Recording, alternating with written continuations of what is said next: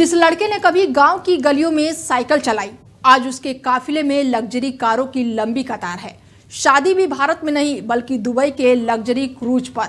हम बात कर रहे हैं 26 साल के यूट्यूबर अनुराग त्रिवेदी की, जिसकी चमक दमक भरी जिंदगी अब ईडी की जांच के घेरे में है। यूपी के उन्नाव जिले के रहने वाले अनुराग त्रिवेदी लक्ष्मीनाथ त्रिवेदी के बेटे हैं। पिता ग्राम प्रधान रह चुके हैं और नवाबगंज में उनकी दुकान भी है। अनुराग की शुरुआती जिंदगी गांव में ही बीती, जहां उसे क्रिकेट का शौक था। साल 2017 में अनुराग ने यूट्यूब पर वीडियो बनाना शुरू किया।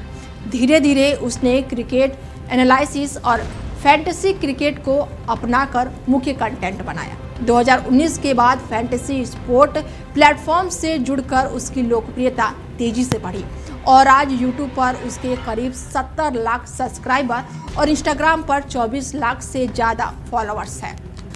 अनुराग खुद को फैंटेसी क्रिकेट एक्सपर्ट बताता है और वो सीधा किसी लीग से पैसा लगाने की बजाय ब्रांड प्रमोशन और सोशल मीडिया सहयोग और कंटेंट क्रिएशन के जरिए कमाई करता है।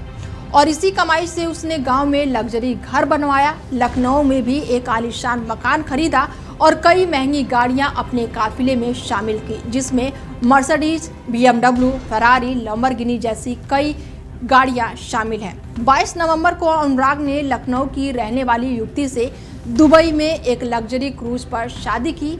गांव में शादी के बाद से रिश्तेदारों को करीब 100 लोगों की दुबई बुलाया गया। मेहमानों के हवाई सफर से लेकर 5 सितारा होटल में ठहरने तक का पूरा खर्चा अनुराग ने खुद उठाया और इस शाही शादी की चर्चा गांव से लेकर सोशल मीडिया तक होती रही। हालांकि इसी चकाचौंध भरी जिंदगी के बाद से अनुराग जो है वो ईडी की रडार पर आ गए हैं। खबरों की माने तो शादी में शामिल किसी भी करीबी ने ना ही उनकी शिकायत की थी और अब आरोप है कि अनुराग फैंटेसी स्पोर्ट्स प्लेटफॉर्म के जरिए करोड़ों रुपए के सट्टे से जुड़ा हुआ है और उससे अर्जित धन को अलग अलग माध्यमों से निवेश किया गया है।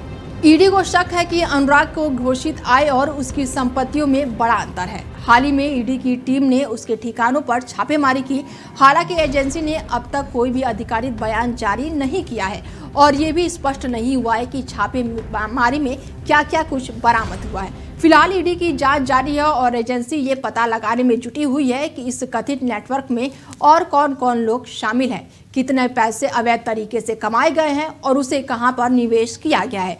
आने वाले दिनों में इस मामले में और बड़ी कार्रवाई होने की संभावना जताई जा रही है। फिलहाल इस खास पेशकश में मेरे साथ इतना ही। बने रहिए आप हमारे साथ और देखते रहिए डेली 24 भारत। नमस्कार।